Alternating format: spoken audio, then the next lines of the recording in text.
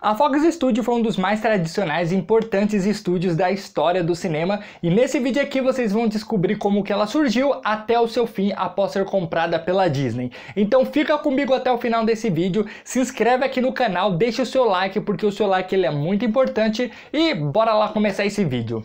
A história da Fox começa com um homem chamado William Fox, que nasceu na Hungria em 1879 e com apenas 9 meses de vida, ele junto com seus pais se muda da Hungria para os Estados Unidos, onde ele passa o resto da sua vida. Logo na infância ele já teve o seu primeiro contato com o mundo das artes, participando de algumas peças de teatro, e ainda muito jovem na sua adolescência ele já começou a trabalhar. Quando ele era adolescente ele trabalhou em algumas lojas de roupas, em outros lugares, mas ele nunca esqueceu a sua paixão pela arte. Então em 1900, com apenas 21 anos de idade, ele cria a sua própria companhia de teatro. Só que essa companhia de teatro não durou muito tempo, porque em 1904 ele iria entrar num ramo onde ele iria construir um império. Então foi em 1904 que ele vendeu a sua companhia de teatro para comprar a sua primeira sala de cinema no estado da Nova Jersey, que as salas de cinema naquela época elas eram conhecidas como Nickelodeon. E nesse primeiro cinema do William Fox ele colocou algumas atrações diferenciadas além dos filmes que eram exibidos. Por exemplo, no cinema dele havia algumas apresentações de mágica, de música, de dança, para prender a atenção do público, porque vale lembrar que naquela época o cinema ele era algo muito novo, as pessoas elas ainda estavam se adaptando àquela nova experiência, e esse cinema dele deu tão certo que já nos anos seguintes ele comprou outras salas de cinema ali ainda do estado da Nova Jersey. Eita!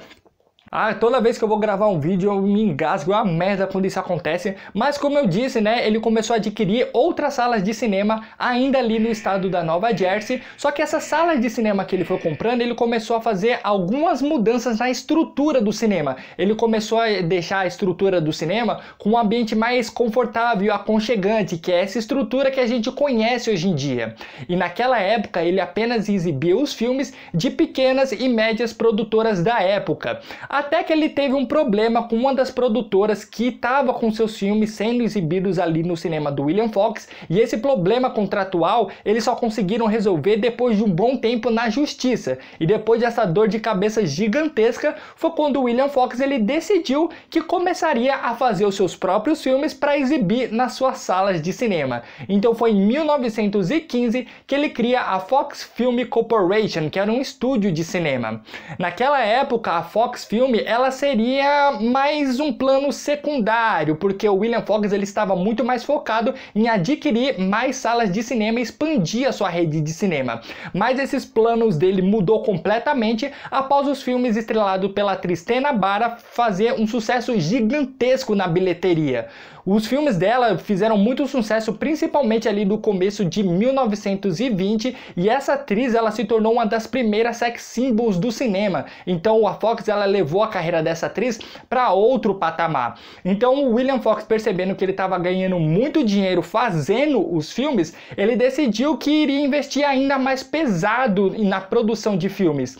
E no começo dos anos 20, uma coisa que começou a surgir, virar uma tendência no cinema, era os filmes falados. E um estúdio da época que estava investindo muito pesado nessa nova tendência era a Warner Bros.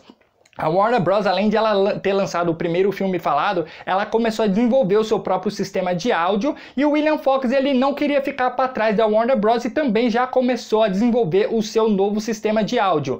Então naquela época muitas pessoas começaram a questionar ele um pouco, porque no caso muitas pessoas, empresários, executivos, eles viam o cinema falado apenas como uma moda passageira que não ia durar muito tempo. Já o William Fox não, ele viu o cinema falado como o futuro da indústria cinematográfica.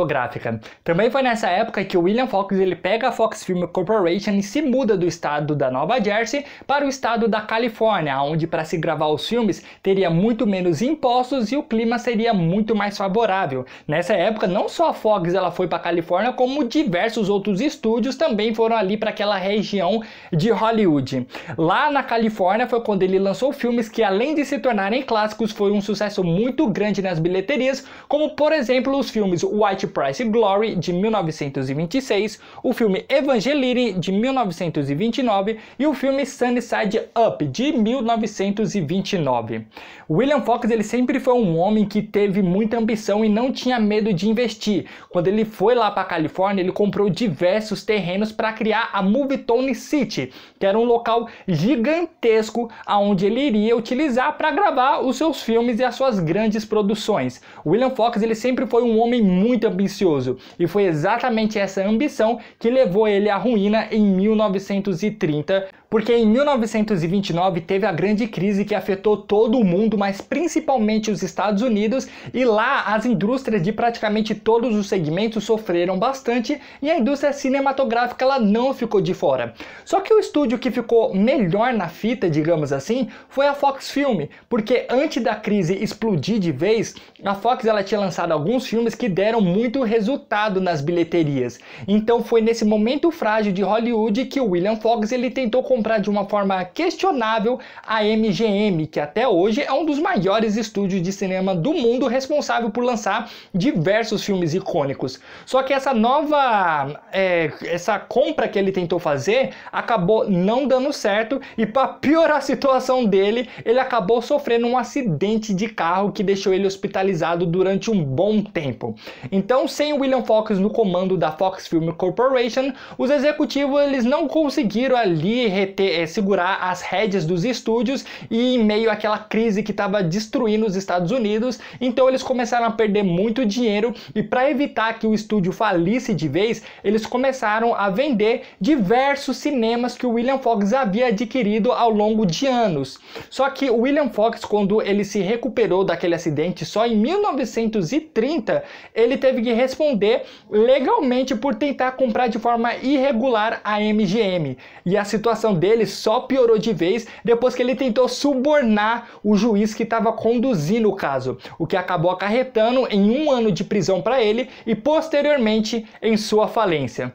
Então, sem o William Fox no comando da Fox Film Corporation, os executivos durante um tempo eles tomaram ali o controle dos estúdios até a gente chegar em 1935, quando o empresário Sidney Kent, que era um homem que já havia trabalhado em diversos outros estúdios grandes da época, assumiu a presidência da Fox Film Corporation. E para evitar que a Fox falisse em meio àqueles tempos ainda difíceis, ele decidiu que iria se juntar com um pequeno estúdio de cinema que havia sido criado há pouco tempo, que era a 20th Century, que era um estúdio de cinema pequeno, porém que estava demonstrando muito potencial. Então foi em 1935 que foi criado a empresa com o nome 20th Century Fox, que é o estúdio que praticamente todo mundo aí conhece.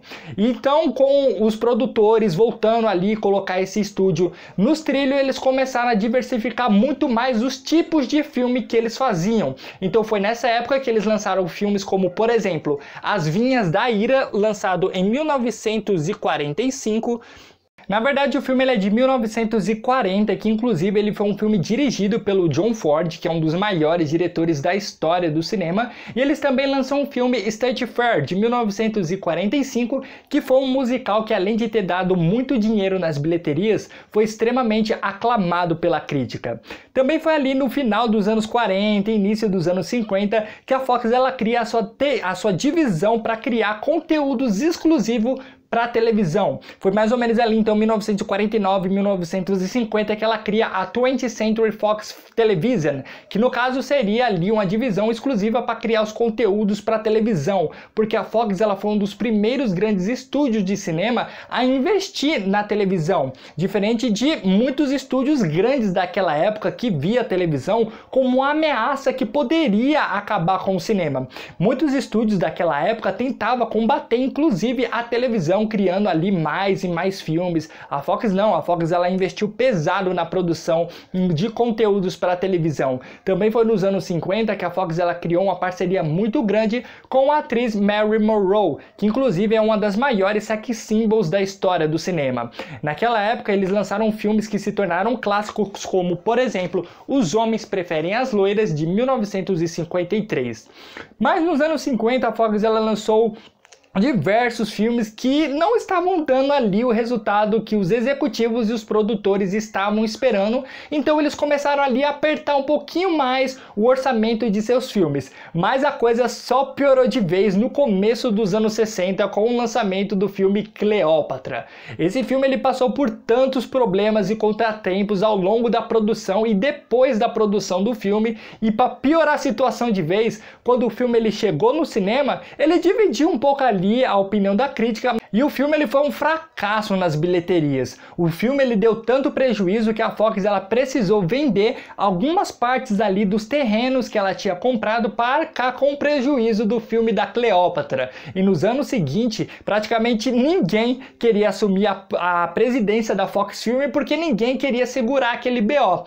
A situação da Fox ela só foi melhorar de vez no final dos anos 70, quando ela começou a lançar novamente filmes que deram de fato bons resultados na bilheteria e filmes que se tornaram grandes clássicos. Mas especificamente em 1977 ela lançou um filme que não só se tornou um clássico, como também ela lançou um filme que marcaria a história do cinema para sempre, trazendo diversas inovações, influenciando gerações até hoje. É claro que eu estou falando do filme Star Wars. Esse filme, que chegou nas salas de cinema de uma forma discreta, sem muitas expectativas, levou multidões de pessoas ao cinema, se tornando na época a maior bilheteria de todos os tempos. Logo em seguida, em 1979, a Fox ela lança um outro grande sucesso, que foi o filme Alien, o Oitavo Passageiro. E quando a gente entra nos anos 80, ela lança outras franquias de muito sucesso, como por exemplo as franquias Duro de Matar e O Predador. Mas foi a animação Os Simpsons, criada em 1989, que seria a mina de ouro da Fox durante anos. Inclusive, no lançamento dos Simpsons, foi uma grande surpresa para eles, porque já no seu primeiro episódio, os Simpsons eles deram um resultado muito bom na audiência, e a animação ela estava vindo na contramão de tudo que estava sendo produzido de animação naquela época. Nos anos 80, ela também lança franquias de muito sucesso, como por exemplo, Esqueceram de Mim, os filmes Uma Babá Quase Perfeita, Independence Day, Edward Mão de Tesoura, O Náufrago, Coração Valente e o seu maior sucesso, que foi o filme Titanic. Na verdade, a produção desse filme ela foi uma parceria entre a Paramount Pictures e a Fox, onde os dois estúdios eles investiram ali o seu dinheiro para fazer esse filme. E todo mundo sabe, né, que com o lançamento do filme Titanic, além desse filme dar muito dinheiro nas bilheterias, inclusive se tornando a maior bilheteria de todos os tempos, faturando aí mais de 1,8 bilhões de dólares, o filme Titanic ele praticamente levou todos os prêmios que ele poderia levar no Oscar e em outras diversas premiações importantes do cinema.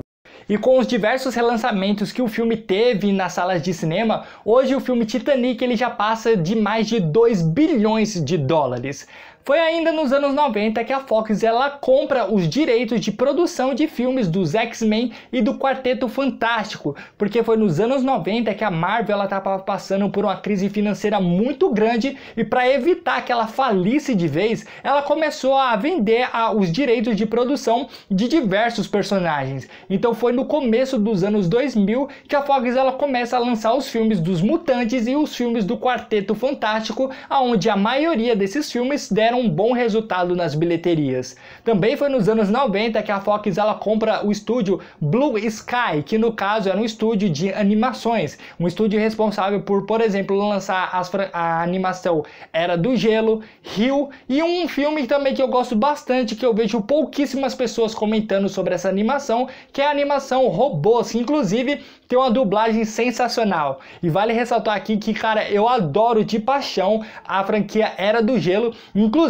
que, né, todo mundo sabe que a Fox agora é da Disney. A Disney ela tá planejando aí, parece que começar uma nova franquia derivada da Era do Gelo, e eu tô muito ansioso para ver isso daí.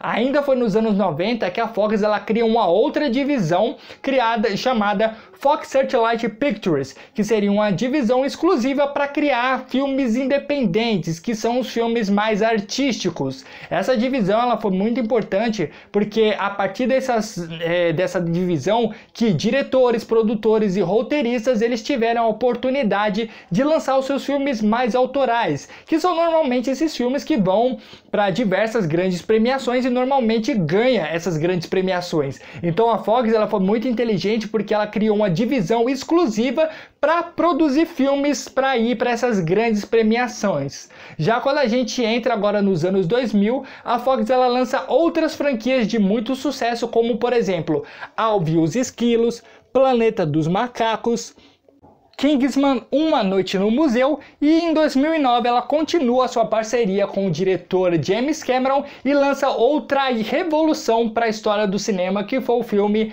Avatar.